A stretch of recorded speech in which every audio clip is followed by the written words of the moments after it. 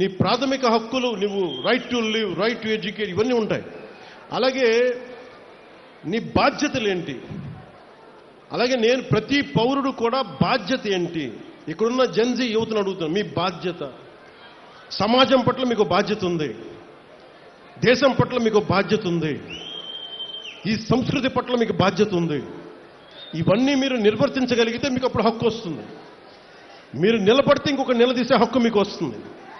ఈ రోజున, ఈ రాజ్యాంగ దినోత్సవం రోజున ఒకటే ఒక సందేశం నాది. మీరు నిలబడితే, మీరు మీ ఆశయాలకి మీరు నిలబడి మీ బాధ్యతల్ని మీరు నిర్వర్తిస్తే ప్రతి ఒక్క పొలిటికల్ వ్యవస్థలో ఉండే ప్రతి ఒక్కరిని, వార్డు మెంబర్ దగ్గర నుంచి ఎంత పెద్ద స్థాయి నాయకుడి దగ్గరికైనా సరే నిలదీసే హక్కు మీకు వస్తుంది.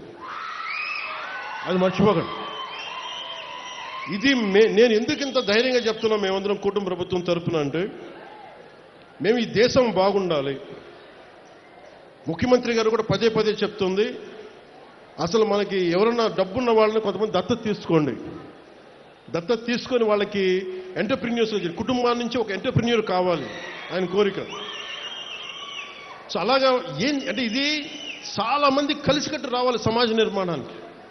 అందుకని మీరు కూడా ఈ నిర్మాణంలో భాగస్వామ్యం తీసుకోండి. నేను మళ్ళీ 14 రోజుల తర్వాత మళ్ళీ రాజోలు వస్తాను. నేనేం చెప్పాను అధికారులకి, కోనసీమకి ఒక కాంప్రహెన్సివ్ ప్లాన్, ఒక సమగ్రమైన విధి విధానాలతోటి ముందు రైతాంగానికి, కొబ్బరి రైతాంగానికి కావాల్సిన విధి విధానాలతో ఒక ప్రణాళికతోటి 45 రోజుల్లో వస్తాం పండగ తర్వాత. ఈ లోపల నేను ఇంకో 14 రోజుల తర్వాత వస్తాను. దానికి ఏం పనులు చేయమని చెప్పి అధికారులకి ఆదేశించాను. అలాగే మీకు కూడా మీరు నన్ను పని చేసుకునే వెసులుబాటు ఇవ్వండి చాలు. నాకు 2 ఇవ్వండి. మీరు నాకు పనిచేసే వెసులుబాటు ఇవ్వండి. 2, 15 సంవత్సరాలు ఒక కొబ్బరి చెట్టును కాపాడుకుంటే అది ఇంటికి పెద్ద కొడుకు అంటారు. కూటమి ప్రభుత్వాన్ని ఒక పెద్ద కొడుకులా కాపాడండి మీరు. ఈ పెద్ద కొడుకుని మీరు కాపాడితే పెద్ద కొడుకు మీకు భవిష్యత్తు ఇస్తారు. ఇది రాజోలు తాగదు, కోనసీమ తాగదు, ఆంధ్రప్రదేశ్ తాగదు, దేశం కలుగుతుంది. మీరు అంటే అదే చెప్తున్నాను, రాజోలు నుంచి మొదలైన ప్రయాణం పైదాకా వెళ్ళాలి. మీ చేతుల్లో ఉన్నది. నాకు ఇవ్వగలిగేదల్లా, నేను మిమ్మల్ని నమ్మాను, మీకోసం నిలబడతాను. నేను అద్భుతాలు రాత్రికి రాత్రి చేస్తానని చెప్పను. రోడ్లు రాత్రి వేయలేం, కానీ మీకోసం నిలబడతాం. మీకు ఏదైనా సమస్య ఉంటే మీరు పాలు పంచుకోవాలంటే నన్ను పవన్ కళ్యాణ్ అవసరం లేని స్థాయిలో దేశం ఉండాలి. పవన్ కళ్యాణ్ అవసరం లేని స్థాయిలో రాజోలు ఉండాలి. నేను వస్తేనే సమస్య తీరుద్దంటే తప్పు కదా. వ్యక్తి సెంట్రిక్, పర్సనల్ సెంట్రిక్ డెమోక్రసీ అయిపోయింది, dangerous. It should be citizen centric democracy.